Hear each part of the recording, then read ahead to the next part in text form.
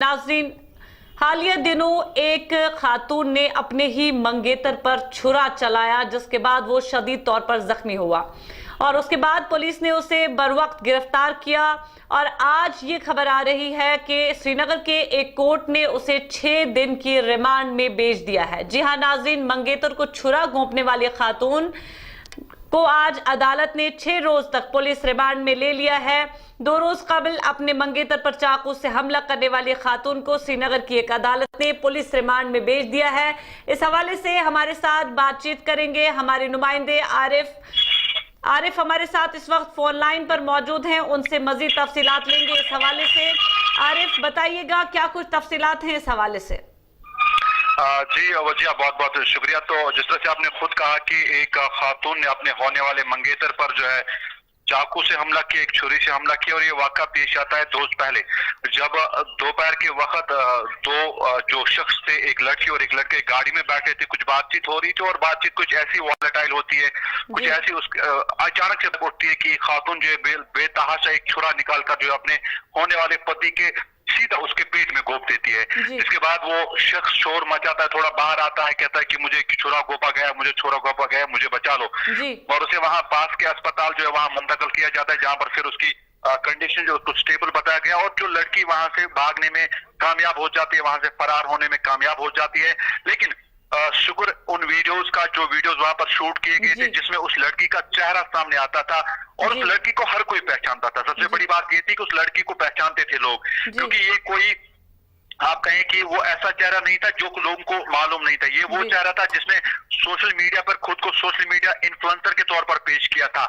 एक so called social media page चलाकर ये लड़की लोगों को धमकी दे रही थी कि मैं एक जर्नलिस्ट हूँ। इससे पहले भी कई एक एपिसोड खड़े किए।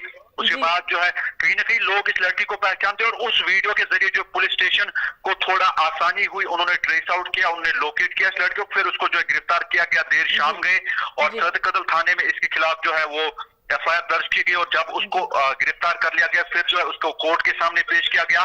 तो कोर्ट ने है 6 दिन की रिमांड पर पुलिस की तहवील में दे दिया है कि पुलिस जो है अच्छी तरह से अच्छे एंगलों के जरिए जो है इस पूरे केस की तहकीकात करे, ताकि किसी भी एंगल को नजरअंदाज ना किया जाए, ताकि किसी भी एंगल से जो है इस पूरे केस को जो है पूरी तरह से सुलझा लिया जाए कि गुट्टी आखिर है क्या। आखिर एक खातून अगर उठाइल होती है, आखिर वो अगर चाकू उठाती है तो किस चीज पे उठाती है?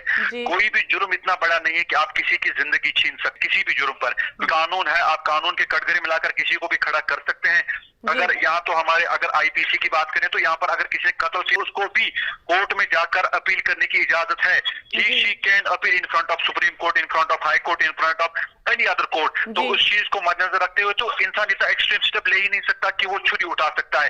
तो इस लड़की का नाम जहाँ आसिफा बशीर बताया जा रहा था, उसके बाद पुलिस ने बाज़ाब्ता तौर पर वेरिफिकेशन की, आसिफा बशीर इसका नाम, और इन दोनों की जो शादी होने वाली थी ईद के बाद, और इसको कुछ महीने हो गए थे इनकी मंगनी हुए। और आरिफ, ये बताइएगा क्या कुछ सामने निकल कर आया? चूंकि हर तरफ से यही अफवाहें जो थी गर्म थी, क्योंकि उनके इन लॉज जो थे उसके ससुराल वाले थे ससुराल, लेकिन लड़की अपने अहले खाना की तरफ से कोई बयान सामने नहीं आया। इस हवाले से बताइएगा। जी देखिए, जिस तरह से मैंने आपको पहले ये बात बोली कि घर वाले इसने क्यों नहीं आ रहे, घर वाले इसी चीज के लिए सामने नहीं आ रहे क्योंकि उनको खुद पता है कि कोई भी जुर्म इतना बड़ा नहीं है कि आप चाकू उठाएं। ये एक्सट्रीम स्टेप है, ये सबसे लास्ट वाला स्टेप है कि आप चाकू उठाकर किसी इंसान का कत्ल करने की कोशिश करें। तो उस चीज को लेकर कहीं ना कहीं उनके घर वाले भी बच रहे हैं, वो भी थोड़ा सा उन्होंने जो है बैक ऑफ कर लिया इस पूरे इवेंट से। तो कहीं ना कहीं अब कोर्ट इसका फैसला करेगी, अब जो इसका फैसला पुलिस करेगी कि क्या मामला रहे होंगे, क्योंकि पुलिस ने भी इस तरह से पूरी तरह से अभी उसका वो खाका बाहर नहीं निकाला है कि उसने क्या बयान दिया है पुलिस कस्टडी में, उसने क्या कुछ कहा है। तो उस चीज को थोड़ा मजीद इन डेप्थ इन्वेस्टिगेशन करने के लिए जो पुलिस ने 6 दिन की कस्टडी मांगी थी, और कहीं ना कहीं कोर्ट ने उनको 6 दिन की कस्टडी दे दी है। अब 6 दिन के बाद जो प्रेस रिलीज सामने आएगा उस हिसाब से पता चलेगा कि क्यों मजबूर हो गई ये लड़की चाकू उठाकर अपने ही पति के पेट में गोपा और उसको कत्ल करने की इसने बाज़ाब्ता तौर पर एक साजिश रची, एक कोशिश रची। और दूसरी ओर इस चीज का एक और एंगल भी जो है कहीं ना कहीं सामने निकल कर आता है। मुझे मैं आपको बताऊं, यूं ही नहीं हर कोई अपने बैग में चाकू और छुरा लेके घूमता है। आपने भी बहुत कम मामले ऐसे देखे होंगे कि कोई जो है चाकू या छुरा अपने बैग में लेके नहीं घूमता है कश्मीर में। जी जी क्योंकि ये आपको खुद पता है सिक्योरिटी हवाले से बड़ा जी हसास जी इलाका है, जी जी बड़ा ये ज़हीन इलाका है जी सिक्योरिटी के हिसाब से। आरिफ, मैं ये सोचती हूँ कि चाकू छुरियां जो है, टमाटर, सब्जियां, ये सब कुछ काटने के काम आती थी, लेकिन आजकल कश्मीर में 3 दिन से मुसलसल हम ये रिपोर्ट कर रहे हैं। पहले गांदरबल में एक छुरी चलने का वाकया सामने आया, उसके बाद ये दरिश कदल वाला वाकया, उसके बाद कल शाम बिजबिहारा में ऐसा ही सेम एक वाकया जो है फिर से पेश आया। तो इस हवाले से बताइएगा कि ये छुरियां, चाकू इतनी ज्यादा। जी कहीं ना कहीं अब पोस्ट कोविड ट्रॉमा के बाद जो है ना, लोग थोड़े से कहीं ना कहीं वो ज्यादा ही ओवर एक्टिव हो गई इन चीजों को लेकर, क्योंकि इससे पहले छुरा कोई बैग में लेके नहीं चलता था। आजकल कहीं ना कहीं ऐसा आप सोचे, एक खातून, एक लड़की के बैग में छुरा होता है, वो निकाल कर अपने ही पति पर वो चला देती, ये कैसा मामला आप खुद सोचें। इससे पहले क्राइम रेट बहुत डाउन था, लेकिन अब क्राइम रेट, आपको याद होगा इससे पहले वाला जब हमने लाइव किया जिसमें मैंने बात की थी खवातीन के खिलाफ जराइम की हमने बात की थी, जब एक एडवोकेट के साथ भी हमने इस बारे में बात की। और आज आप देखिए कि खवातीन ही नहीं बल्कि यहाँ पर मर्दों के खिलाफ भी हो रहे हैं जो कहीं ना कहीं रिपोर्ट नहीं हो रहे हैं। तो कल एक मामला सामने आया जब कहीं ना कहीं लोग इशा की नमाज पढ़कर जो है घरों की तरफ लौट रहे थे, तो एक शख्स आदिल अहमद भट्ट जो कि खालपुरा बिजबिहारा का रहने वाला है, नामालूम शख्स, उस वक्त का नाम मालूम, लेकिन उसके बाद मालूम किया गया कि कौन शख्स है जिसने छुरा घोंपा, तो वो उठाकर उसके सीने में चाकू जो है वो घोंप देता है, जिसके चलते हुए वो शदीद और जख्मी होता है। पास के अस्पताल उसे ले जाया जाता है जहां पर उसकी कंडीशन ठीक तो थी, लेकिन कहीं ये मामला एक रोंगटे खड़े कर देने वाला है। क्या अब कश्मीर में वही हालात पैदा हो रहे हैं कि हमें शाम के बाद बाहर नहीं निकलना है, या हमें किसी के साथ बात नहीं करनी है?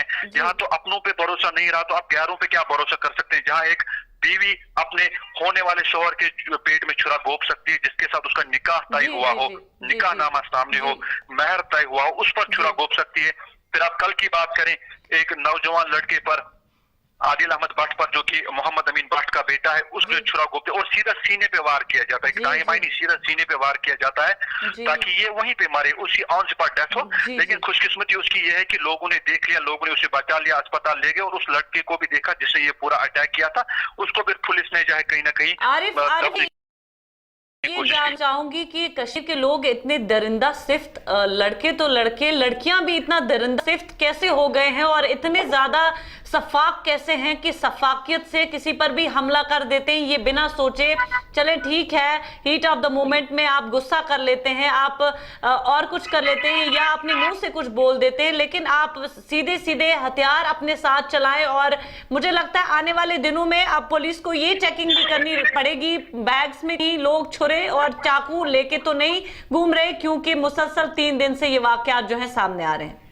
वजह ये बड़ा एक अलमनाक वाकया जो सामने आया है। कहीं ना कहीं अब खाली पुलिस का जो जिम्मेदारी अब नहीं बनती, अब मुझे लगता है वालिदैन की भी जिम्मेदारी इस चीज में बनती है कि सुबह जब आपकी बेटी घर से निकलती है तो उसका बैग चेक करके ही उसको बाहर छोड़े, ताकि देखें कि इसने बैग में कुछ ऐसी चीज तो नहीं छिपा रखी है कि शाम को आपको पुलिस थाने में जाकर इसको बचाना पड़े। और एक तो वो बात, दूसरी बात, जब शाम को आपका बेटा घर आता है तो पहले उसको चेक करें, आपकी बेटी आते है तो चेक करें कि बैग में कहीं ऐसी चीज तो नहीं लेके आ रही है जो दिन में इसने कहीं पे इस्तेमाल की हो, क्योंकि आपको ही जाकर फिर उसे थाने में बचाना पड़ेगा, आपको ही फिर जो है पूरा काम ताम जाम उसको संभालना पड़ेगा। और रही बात आपने कश्मीर की बात की, तो ये तो वही कश्मीर है कि जब आज से 10 साल पहले 20 साल पहले कहीं पे कोई मरता था तो लोग कहते थे कि आसमान रो रहा है, क्योंकि कहीं पे कोई बेवजह जो है कत्ल हुआ है। लेकिन आजकल दिन दहाड़े कत्ल हो रहे हैं, लोगों को मारा जा रहा है, छुरे घोंपे जा रहे हैं, गोलियां चलाई जा रही हैं, किसी को कोई हस नहीं, कोई टस से मस नहीं हो रहा कि आखिर where are we heading towards.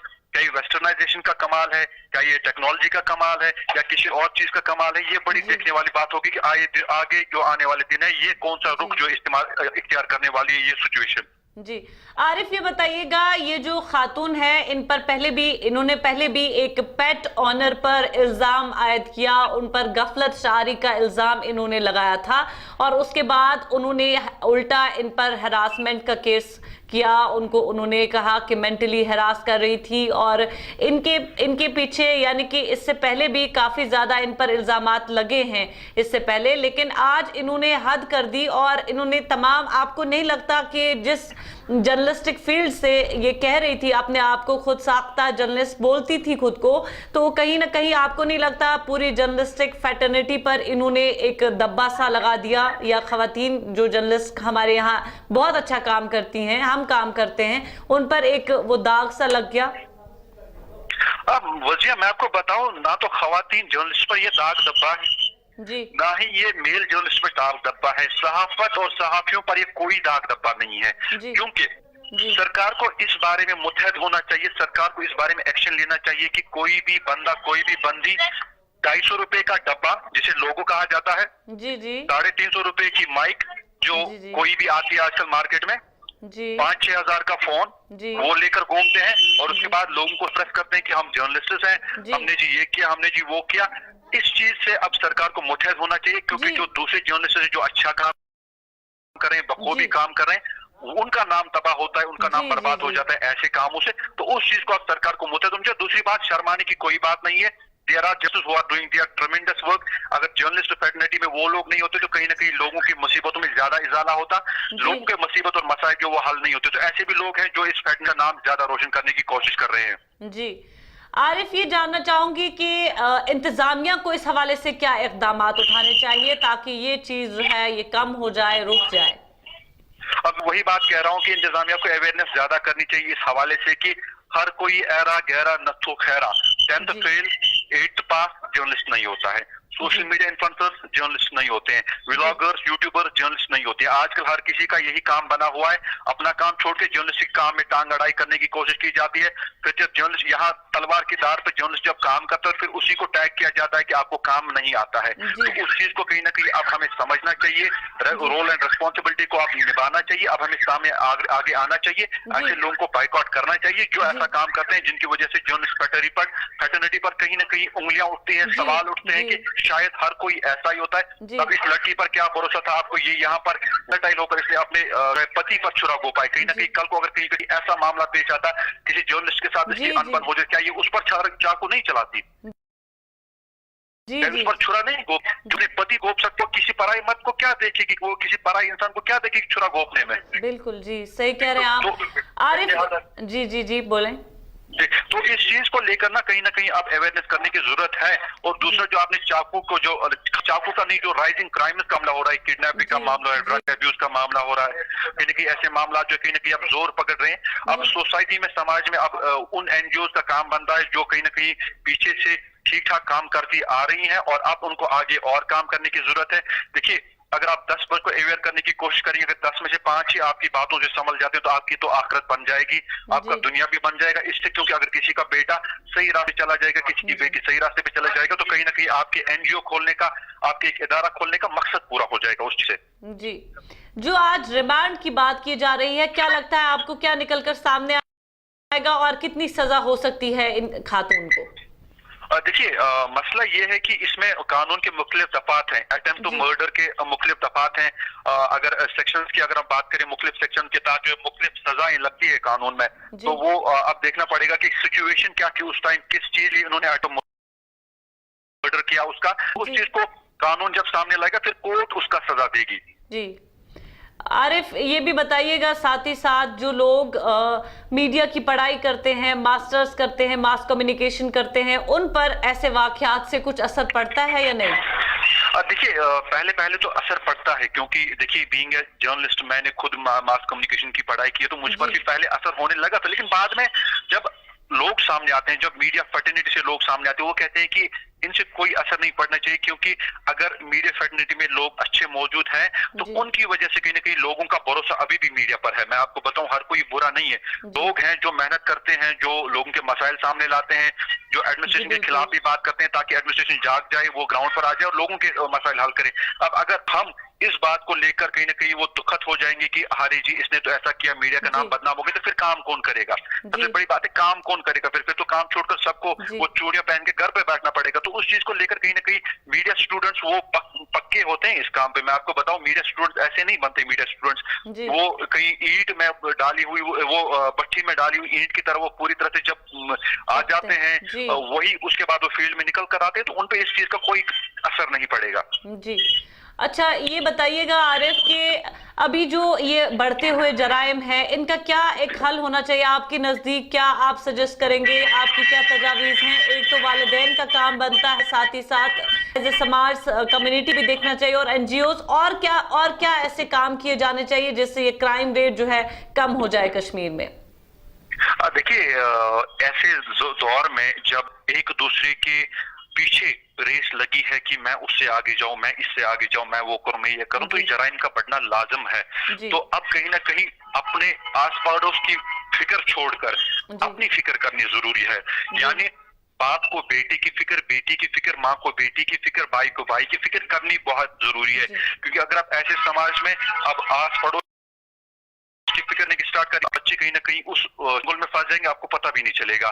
तो पेरेंट्स की रिस्पॉन्सिबिलिटी बनती है। दूसरे स्कूली इदारे जो है वो इंसान का बिहेवियर मोल्ड करने में कहीं ना कहीं एक बड़ा अहम रोल अदा करते हैं। स्कूल्स की जिम्मेदारी है कि वो ऐसे बच्चों को मोल्ड करें, उनको जो है कहीं ना कहीं वो जी आरिफ, ये तो आप बच्चों के बारे में बात कर रहे हैं। यहाँ तो खातून जो अच्छी खासी उम्र की है, छोटी बच्ची नहीं है, उनके लिए आप जो मतलब वो भी अब जुर्म करने निकल पड़े हैं। जैसे कल भी बिजबिहारा में वाकया पेश आया, चाकू छुरियां चलने के जो ये वाकयात बढ़ रहे हैं, इसके हवाले से बात करें तो वही मसला है कि और दूसरी चीज जिस तरह से मैंने एक्सपर्ट्स के साथ बात की, साइकियाट्रिस्ट के साथ बात की, जो दीगर साइकोलॉजिस्ट हैं उनके साथ मैंने बात की, तो उनका यही कहना है कि पोस्ट कोविड जो ट्रॉमा आया है, कोविड के जो 3 साल आए ना, तो उससे लोगों की मेंटालिटी थोड़ी चेंज हो गई। लोग थोड़ा ज्यादा शॉर्ट टेम्पर्ड हो गए हैं, लोगों को गुस्सा बहुत जल्दी आता है। तो उन्होंने भी यही सजेस्ट किया कि लोगों को अपने गुस्से पर काबू करने की कोशिश करनी चाहिए, जितना हो सके अपने काबू पाए, ताकि आपकी जिंदगी बेहतर रहे। एक ऐसे अटेम्प्ट, एक ऐसे छोटे 5 मिनट के वाकये से आपकी जिंदगी तबाह हो सकती है। कहीं ना कहीं इस लड़की को कितना ही टाइम लगा होगा छुरा घोंपने में, 1 मिनट, 2 मिनट ने इसकी पूरी जिंदगी बिगाड़ दी। अब अगर ये कानून के हाथ से छूट भी जाती है तो सोसाइटी इसको एक्सेप्ट नहीं करेगी, क्योंकि सोसाइटी को पता है कि इसने कितना बड़ा जुर्म। तो अब मैं बिहेवियर कंट्रोल करने की कोशिश करनी चाहिए, अपना गुस्सा कंट्रोल करने की कोशिश करनी चाहिए। क्या आपको लगता है आरिफ के साइकियाट्रिस्ट के पास जाना चाहिए, काउंसलर्स के पास जाना चाहिए, जिन को एंगर मैनेजमेंट के इश्यूज रहे हैं या जो एंजाइटी का शिकार हो जाते हैं, जो छोटी छोटी बातों पर गुस्सा हो जाते हैं, उनको अपना चेकअप करा लेना चाहिए? देखिए वजिया, ऑफ लेट कश्मीर में मैं आपको बताऊं, ये एक बड़ा ही स्टीरियोटाइप बन के अगर आप साइकियाट्रिस्ट को विजिट करते हैं तो लोग आपको पागल समझते हैं। ऑफ लेट कहीं ना कहीं ऐसी चीजें जो हमारी सोसाइटी में है, जब आप एक साइकोलॉजिस्ट के पास जाते हैं तो लोग आपको पागल समझते हैं, लेकिन उस चीज को चेंज करने की जरूरत है। देखिए, दिमागी तवाजुन, दिमागी हालत इंसान की बराबर फिजिकल हेल्थ से वाबस्ता है।